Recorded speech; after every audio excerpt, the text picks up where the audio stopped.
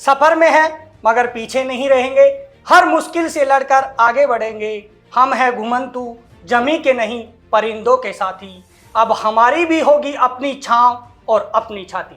नमस्कार, आप देख रहे हैं जनता दरबार न्यूज और मैं हूं आपके साथ बीएल मान। राजस्थान सरकार द्वारा घुमंतू जातियों को मुख्य धारा में जोड़ने के लिए शिक्षा, आवास और रोजगार जैसी सम्मानजनक विभिन्न योजनाएं लागू की जा रही हैं।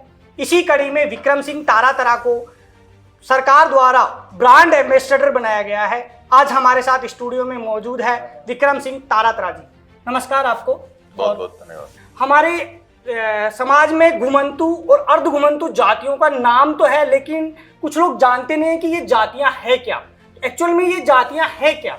घुमंतू जाति, कोई भी व्यक्ति विशेष एक जगह से दूसरी जगह जाता है तो उसको बेघर बोला जाता है, और एक समुदाय पूरा का पूरा जब घूमता है तो उसको घुमंतू जाति कहा जाता है। घुमंतू जातियां वो जातियां हैं जिनका ना कोई स्थायी निवास है, ना उनके रहने की कोई जगह है, ना उनके पास मूलभूत सुविधाएं हैं। हम अमूमन देखते हैं कि शहरों में कहीं से भी शहर के अंदर घुसेंगे तो बिल्कुल शहर सड़क के किनारे टूटे फूटे टिन टप्पर में जो लोग रहते हैं उन लोगों को घुमंतू कहा जाता है। अर्ध घुमंतू वो लोग कहलाते हैं जो 6 महीने स्थायी निवास करते हैं एक जगह। जैसे ये पशुपालक जो जातियां हैं, ये 6 महीने रहती है और 6 महीने ये अपना विचरण करते रहते हैं। वैसे ही घुमंतू, अर्ध घुमंतू और तीसरी और जाति है जिसको विमुक्त जातियां कहा जाता है। ये 3 प्रकार की जातियां हैं। इस पूरी समुदाय को घुमंतू जनजातियां बोला जाता है। और इन विमुक्त जनजातियों की अगर हम बात करें तो विमुक्त जनजातियां ये थी कि अंग्रेजों ने 1871 में दमनकारी नीति अपनाते हुए ये जातियां योद्धा जातियां थी। तो अंग्रेजों के साथ ये कभी भी इन्होंने समझौता नहीं किया, अपने स्वाभिमान से इन्होंने कभी समझौता नहीं किया। तो अंग्रेजों के पास दूसरा कोई उपचार नहीं था। एक आपराधिक कानून 1871 लागू कर दिया गया। उस 1871 कानून था क्या? 1871 का कानून ये था कि उसमें किसी भी घर में अगर बच्चा पैदा होता है, हमारे हिंदू संस्कृति या देश पूरे में यही होता है कि हमारे घर में पुत्र पुत्री की प्राप्ति होती है तो हम खुशियां मनाते हैं, लेकिन उसके पिता को थाने में जाकर के और एक नाम दर्ज करवाना होता था कि एक अपराधी पैदा हो गया। मतलब जन्मजात अपराधी पैदा होना ये घुमंतू जातियों के ऊपर थोपा गया कानून था। 12 साल से कोई भी बड़ा बच्चा उसको एज ए हिस्ट्री सीटर हम हमारी भाषा में ये बोलते हैं कि बहुत सारे गुनाह कर ले, बहुत सारे मुकदमे हो जाए तो उसको किसी दूसरे थाने में जाकर के और सुबह शाम हाजिरी देनी होती थी। वैसे ही इस कानून में था कि आपको सुबह और शाम जाकर के थाने में हाजिरी देनी होती थी। फिर उस बच्चे को, जन्मजात बच्चे, थोड़ा बड़े होने पर उसके माथे पे लिखवाया जाता था मैं चोर हूं, मैं अपराधी हूं। ये ऐसे काले कानून 1871 में थे। देश आजाद होने के बाद 1952 में इसको खत्म किया गया। तो ये घुमंतू जाति क्या है, घुमंतू कौन है, इसकी छोटी सी एक परिभाषा है।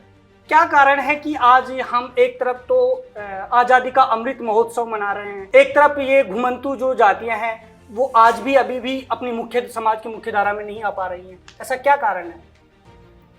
इनका कारण ये है कि ये स्वाभिमानी जातियां थी।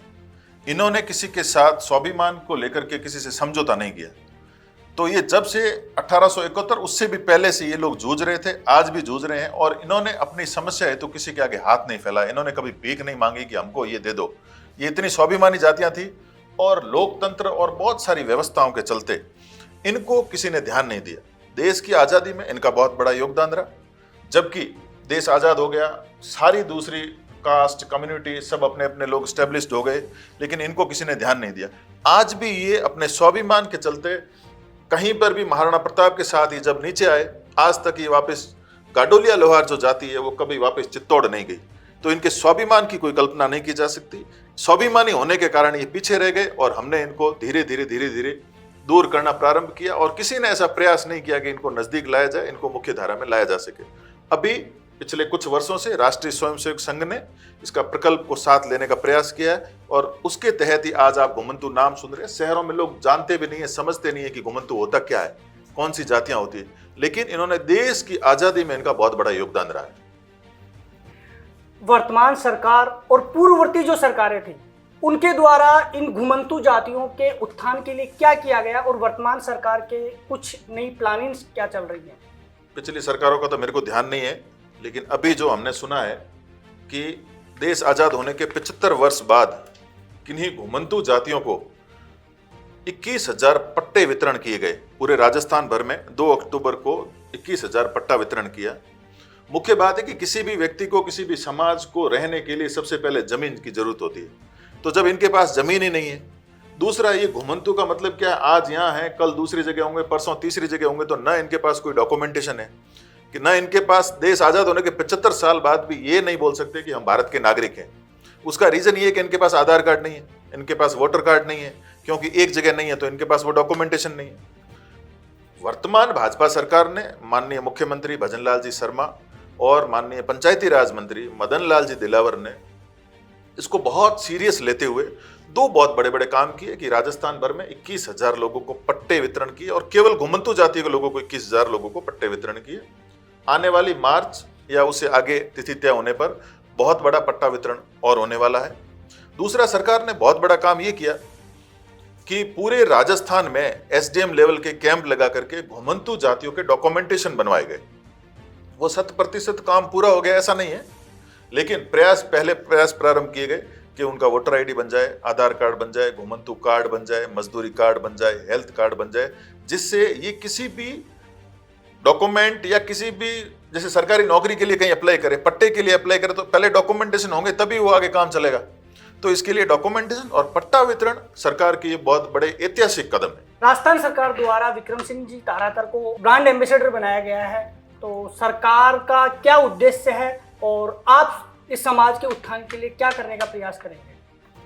विक्रम सिंह तारातरा को ब्रांड एम्बेसडर बनाया ऐसा नहीं है। मैं पिछले 10 सालों से यही काम कर रहा हूं और ये काम मेरे लिए नहीं है, हम घुमंतू समाज के लिए जितने भी लोग काम कर रहे हैं वो सब मिलके, और एक मोटिवेशन आए इस काम को और कैसे तरीके से किया जाए, उसके लिए ये एक नियुक्ति दी गई है। और नियुक्ति के तहत क्या है कि हर घुमंतू जातियों में जाकर के और उनके लोगों को अवेयर करना, उनको बताना कि भाई जो पहले घुमंतू जातियां थी जो केवल भीख मांगे अपना काम चलाती थी या किसी को बदमाशी से काम करते थे, कुछ भी करते थे, वो सारे गलत काम अभी चलने वाले नहीं है। वो उनके परंपरागत काम थे, हथियार बनाना था, लेकिन अब सरकार ने रोक लगा दी कि आप धारदार हथियार नहीं रख सकते, तो उनका रोजगार छिन गया, तो वो करेंगे क्या? तो इसके लिए हमें बताया गया है कि आप घुमंतू बस्तियों में जाकर के काम करना है। उनको पट्टे के लिए क्या डॉक्यूमेंटेशन चाहिए, आप गांव में रहते हैं तो ग्राम सेवक जी के पास जाके आपको क्या बताना है, एसडीएम साहब के पास जाके क्या बताना है, वो कैसे मंत्री महोदय तक फाइल आएगी, ये सारा का सारा प्रोसेस हमको गांव में जाके बताना है। और इससे ये पट्टा वितरण प्रकरण बहुत तेजी से चल सके और सारे लोग, सारे घुमंतुओं को छत और रहने की जगह मिल जाए, ऐसे सरकार की परिकल्पना है और हम उसके तहत काम करने के लिए मेरे को नियुक्त किया गया है। किसी भी समाज के पिछड़े हुए रहने के 2 ही महत्वपूर्ण कार्य होते हैं, वो होते हैं या तो शिक्षा पूर्ण रूप से नहीं मिल पाती है या उनके पास में एक सही रोजगार नहीं हो पाता है।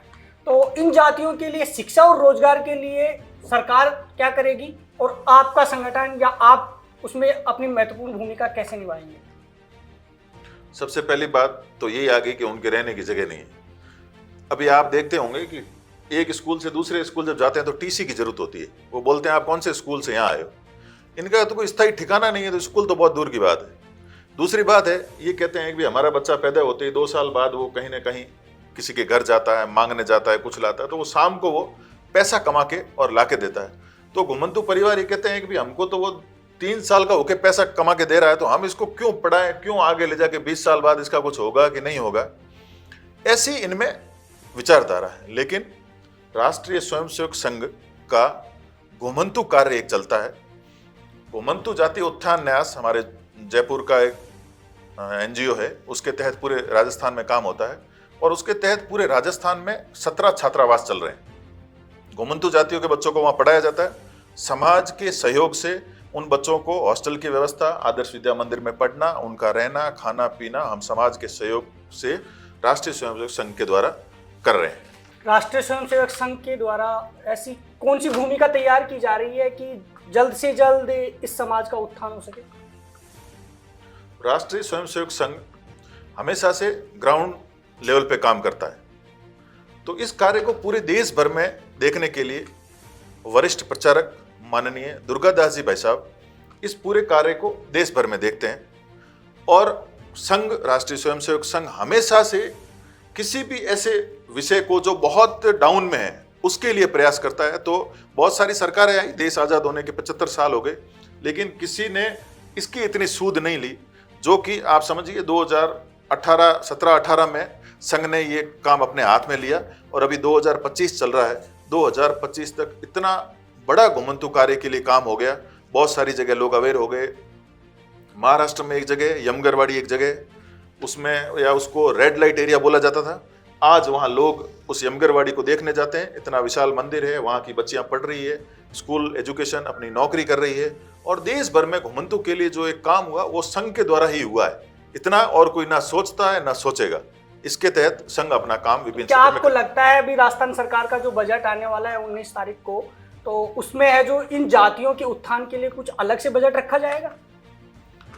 मैं उस बजट का हिस्सा तो नहीं हूं, लेकिन मुझे पूर्ण विश्वास है कि सरकार जब इतना बजट का हिस्सा तो नहीं है आप, लेकिन राष्ट्रीय स्वयंसेवक संघ से जुड़े हुए हैं और आप इस दिशा में आप अग्रसर हैं, तो कुछ तो आपको संघ लगातार कई वर्षों से काम कर रहा है, आज काम प्रारंभ किया ऐसा नहीं है। और हमारी अपेक्षा तो है ही कि घुमंतू जातियों के लिए कुछ अलग से आए, कुछ अलग से बजट मिले, इनके रोजगार के लिए और कुछ सुविधा हो, ये हम ऐसे मानते ही हैं। लेकिन हमारा काम है केवल सतत काम करना, बजट आए नहीं आए हम अपने स्तर पे लगातार काम करते रहेंगे। आप हमारे दर्शकों को और घुमंतू जो जातियां हैं उनको कुछ मैसेज देना चाहेंगे? मैं आपके चैनल के माध्यम से एक ही संदेश देना चाहता हूँ कि हम जो घुमंतू जातियों को अपने से दूर कर रहे हैं, उस दूर की सिस्टम को छोड़ के हम इनको नजदीक लाएं, इनको अपने साथ रखें, यही मेरा आप सभी से निवेदन है। तो ये थे हमारे साथ विक्रम सिंह तारातरा, जिनके मजबूत इरादे तो यही कहते हैं कि अब सफर रुकेगा नहीं, हर घुमंतू को उसका हक मिलेगा सही, जहां थी दर दर की ठोकरें अब वहीं बहेगी विकास की नदियां। आइए मिलकर राजस्थान के घुमंतू समाज को आगे बढ़ाएं। हमारे यह वीडियो पसंद आया हो तो लाइक करें, शेयर करें और चैनल को सब्सक्राइब करना न भूलें। नमस्कार।